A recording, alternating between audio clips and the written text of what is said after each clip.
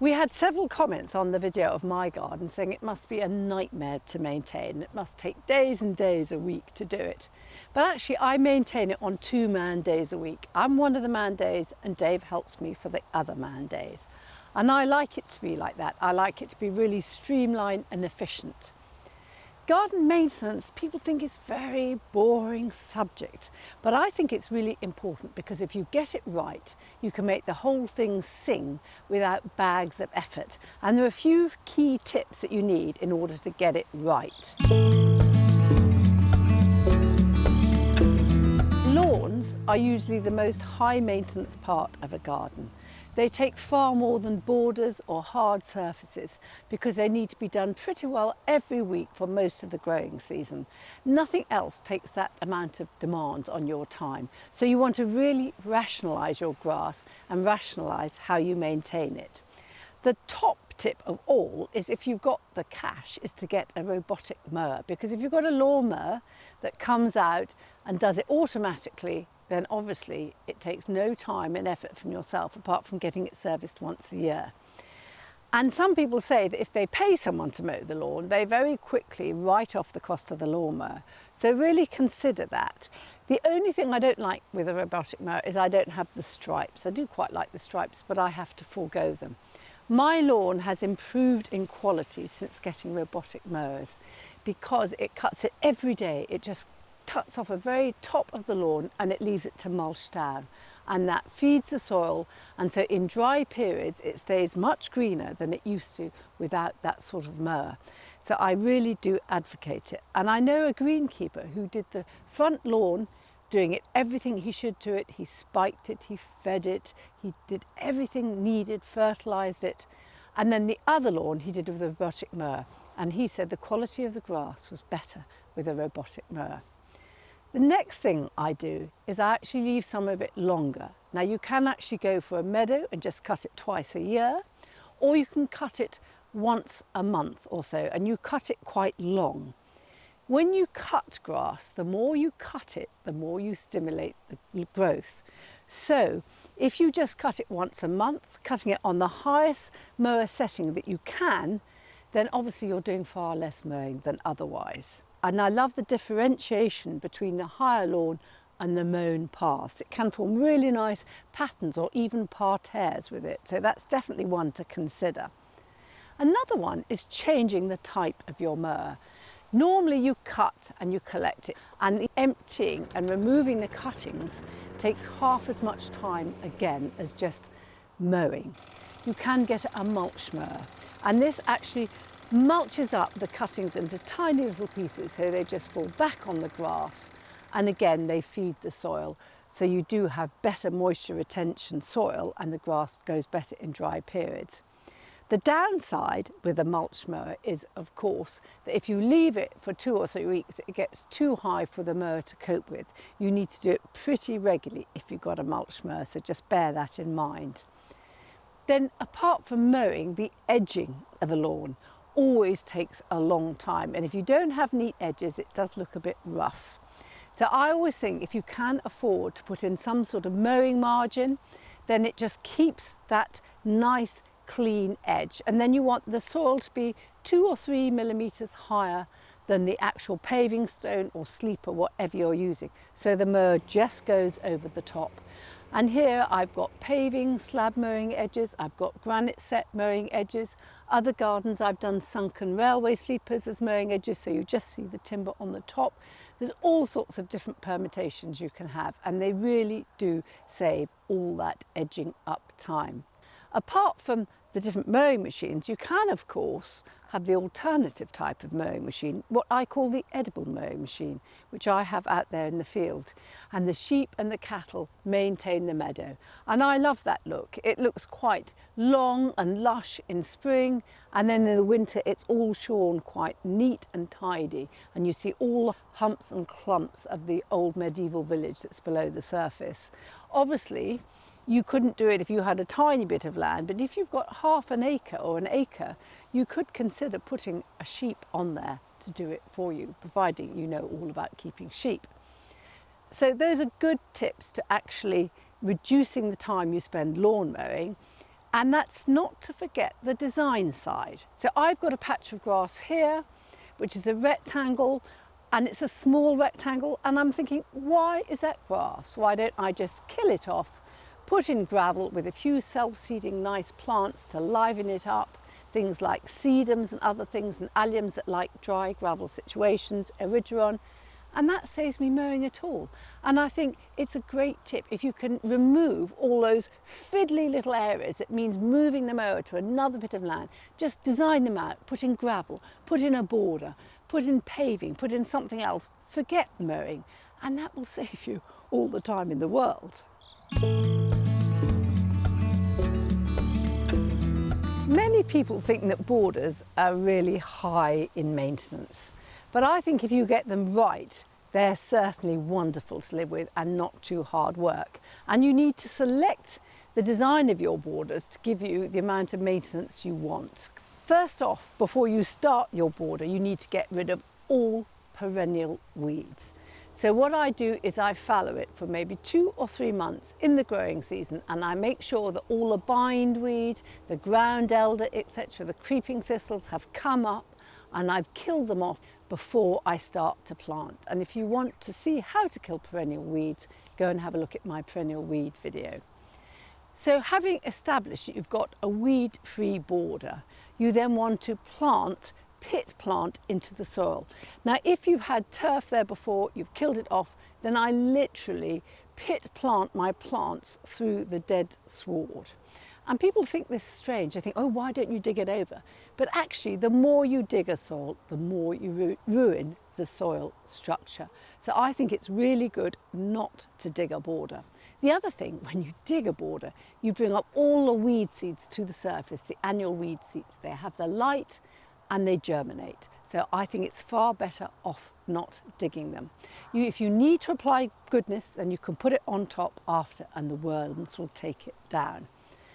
When I then plant the border, I will plant them quite densely. So if I've got shrubs, I'll plant them at 2 to 4 per square metre, depending on what they are. And if they're perennials, there'd be something between 2 and 8 per square metre. That way they knit over and get a good cover, and you don't get the light to help the weed seeds to germinate. Now, it is a bit more expensive doing it this way, but I often propagate the plants up in my hoarding borders and then I plant them out. And that's a very good way to do it. So the disadvantage of planting too densely is that in a very hot, dry summer, they can become short of water. And so you would need to irrigate a bit more. But that rarely happens, only when the border's quite new. The other slight disadvantage is when you've got them growing very close together and they're competing, some plants will outperform others. But at the rates I've mentioned, about 4 per square metre, 4 to 8 for herbaceous, you will find that actually there's not such close competition. And I always soak container-grown plants in water before I plant them. And so you get the pot and you actually plunge it in a bucket of water until all the air bubbles have gone. So I won't need to water it maybe for 2 or 3 weeks unless it's really hot. And you want to water them infrequently so the roots get used to chasing the water down. I also just take the top surface of compost off the pot because that's where you often find little weeds like bittercress, which are rife in plants that you get from a nursery. So I just scrape them off, maybe put them in the bottom of the soil, or maybe actually put them in a deep pit somewhere. I just don't want weed seeds anywhere near my borders. And then I will mulch them. The fun bit is designing your borders, but you need to know what you want from your border when you're designing it. So I've got certain borders that take very little maintenance a year, and those are just full of one simple plant. And one of my favourites is a comfrey called Symphytum Hidcote Blue and Hidcote Pink. And they are so rampageous, they just cover the soil. They flower beautifully in very early spring, late winter. The bees love them and come zooming over to them, and they're just like a green carpet, and they're very easy. The only thing I sometimes have with Symphytum borders is an edge to stop them creeping into the grass, so I might have a mowing edge of a stone slab or something. But otherwise, the mowing actually contains them and stops them creeping onto the grass. Then I have the sort of middle maintenance borders, which maybe has 4 or 5 different plants within it. I have a very simple palette, and those are all really good doers, plants that flower for a long time and perform well. Because when you have hundreds of different types of plants in one borders, the maintenance involved in stopping one plant swamping another and another plant being succumbed by overbearing neighbours is huge. And that's where all the staking and tying and cutting back takes place, and that's what takes the labour. It's fun, and I do like doing that in certain areas, but those borders are limited to areas around the house that I see all the year and I love playing and titivating and staking with. But the middle range borders are much better in areas that you don't see that often, or if you haven't got much time, and I use things like lavender and simple ground cover like good types of Nepeta, such as Midsummer Beauty and things like that. And they're good stalwarts and they'll perform. You can get that good palette and get it to really sing for you. My courtyard borders are slightly higher maintenance. I haven't got hundreds of different types of plants. I've got a good decent palette of maybe 5 or 6 with roses and box and a few other things. And then I pep them up with my favourite dahlias, which I love, my Thomas Edison, which is that lovely dark crimson, which I often use. I've got gladioli, plum tart, which I plant most years. And then I've got cosmos, which are annual, so they're obviously more work than a perennial. And then I add in lots of tulips in the spring, and I maybe put in some chamassias. So I love playing around with that. Each year I might change it. I like to try a different combination. And they're my fun borders, and I spend more time on those than probably all the other borders in the garden put together. And you want to design those borders where you'll see them and love them, and have the other more boring borders elsewhere where you don't see them that often. I love hedges. They're the sort of green architecture of the garden. You can play around with the shapes and the forms. They filter the wind and they show plants off at their best. But they're hard work, or they can be if you've got a lot of them, so you want to rationalise them. So for the very simplest way to maintain them, such as a long hornbeam Carpenter Specialist that I've got running down the drive, I used to cut by hand with a cordless hedge cutter, but now I use a tractor-mounted flail mower. And this actually just scissors up all the little bits of leaves, so it chops them up into a fine mulch. And what used to take me a day to cut the whole hedge down the drive, a guy with a tractor cuts it in about an hour, half an hour. So that saves a lot of time and no leaf raking up. Wonderful. Some people don't like flails because they say it leaves a jagged end. It does have to be fairly level ground. I think if you're on a difficult slope, it would be difficult to make it nice and consistent at the top. And I think you need someone who's quite good at it. But I do find that the more you cut a hedge with a flail, the hedge seems to grow to accommodate it, and it seems to improve. So I don't think there's a lot of difference cutting it with a flail than by hand. And you can also just neaten it up by hand with last minute touches if you need to, the bits that perhaps the flail can't get to. Secondly, don't let your hedges get any higher than you need, because cutting at height is hard work and more difficult. Some people have these platforms. I use the tripod ladders, but I basically like them to keep them as low as I can that fulfills the function. So you need to decide the minimum height that you need the hedge to be so that you're giving yourself the least taxing job in cutting it. Other thing is the type of hedge cutter you use. I love the cordless hedge cutters. They're much lighter than one that's got a big petrol mower. You don't have the actual cord, the electric wire that you can cut through if you have the ones that are electric driven.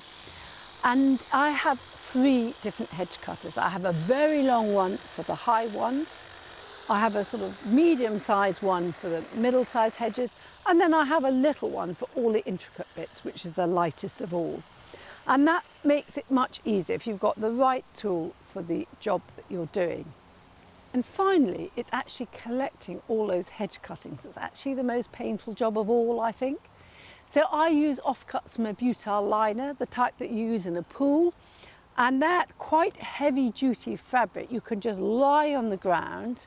And it's a bit like those things that hairdressers put around your neck when you go to stop the hair going down your shirt.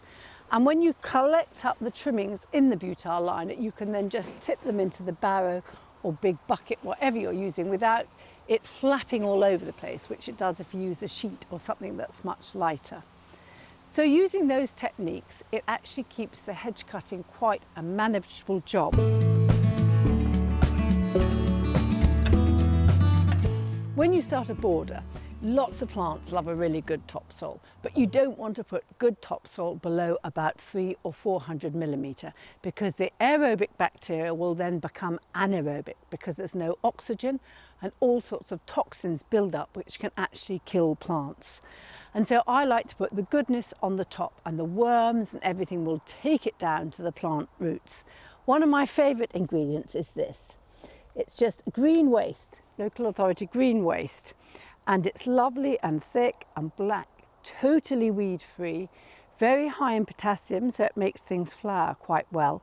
And it's used when they make manufactured topsoil. They mix this with quarry washings, which is a type of soil, and it's a perfect mix, and they use it on all Olympic parks. The disadvantage of this perhaps for some is its pH. It might be 7.8 to 8, so it's quite alkaline, but the soil will revert back to the natural pH after about 3 or 4 years. I love it, I use it a lot, and I buy it by the trailer load, and that way it's pretty inexpensive.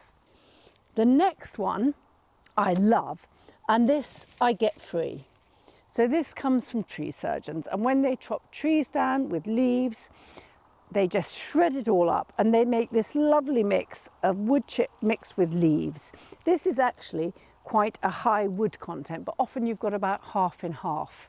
And this is wonderful stuff. I don't put it on tender young plants until it's actually been out in the field for about 2 or 3 months, because you do get a lot of tannin in the wood, which can leach out and make tannic acid and actually hurt the plant. So if you leave it for 2 or 3 months on delicate plants and then just whop it on as a mulch to improve the soil, and it will quite quickly break down and form lovely organic matter with nutrients. Lots of gardeners used to think that when you put on materials like this to the soil, that it actually robbed the soil of nitrogen as it broke down.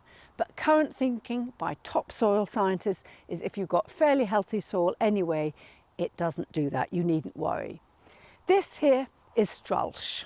This is another mulch. This is made from straw. It's mineralized straw. It's very light. It's quite nice and uniform. And I often use it in the vegetable garden to keep weeds down. It seems to help keep slugs and snails off. Fairly expensive because it's a manufactured product. Weed free, obviously, helps keep the weeds down.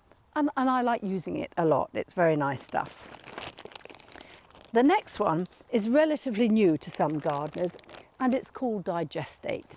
And it's made in the same way that cows' stomachs digest their food. So they put into these big fats, lots of grass, maize, things like that. They add the enzymes that occur, or similar ones that occur in the cow's stomach, and it's all broken down and a gas is given off. Now the gas then goes to power plants and they get paid for that. And the end result is this. So it's similar to cow's manure in a way. And if you smell it, you've got a little bit of a whiff of cow manure, not exactly the same, but you can tell it's of that origin. And it's weed free. It's quite a popular product. It's definitely gathering momentum. It's relatively inexpensive. It's quite alkaline, like most composts, but again, it will get back to the natural soil level after a time, 3 or 4 years or so. So I think it's got a lot of merit, and I use this too. The next two are barks. Now, people often use bark to mulch the top of a border to keep the weeds down. So you've got the usual 2 bark mulches here. And I've got this one here, which is a fairly fine bark, which looks quite attractive. And then I've got this one here, which is a much coarser bark. Now, I favour the coarser bark because the coarse bark actually takes much longer to break down. And when you've got weed seeds and they float onto the surface, they will actually germinate sometimes into the finer barks. Much more difficult to germinate into the coarse barks. The other thing with the finer barks is they tend to absorb moisture. And so you have this moist layer sitting on top of the soil, and so the plant's roots tend to grow up to the surface, and I want them to go down to the ground so that when it's dry they're nice and deep below the soil and they can find their own moisture. I don't want to encourage the roots to come up to the top of the surface. So if I'm using a bark, then I would definitely go for this coarser grade. But in any case, when you apply mulch, you should make sure the soil is moist before you apply it, so you're actually trapping the moisture underneath. Never apply it when it's dry, or it's much more difficult for the rain to get through. And all these I will put on a minimum of 50 mil deep. If I've got a really thin soil, I would go even deeper. And you'll find when I put on a good depth of any of these products on my soil, particularly the green waste, it very quickly gets accumulated into the soil by the use of worms and things like that. I never dig it in, because digging the soil does ruin or change or damage the soil structure. I always just leave it on top, and I think that's very important, and most top soil scientists say of that opinion.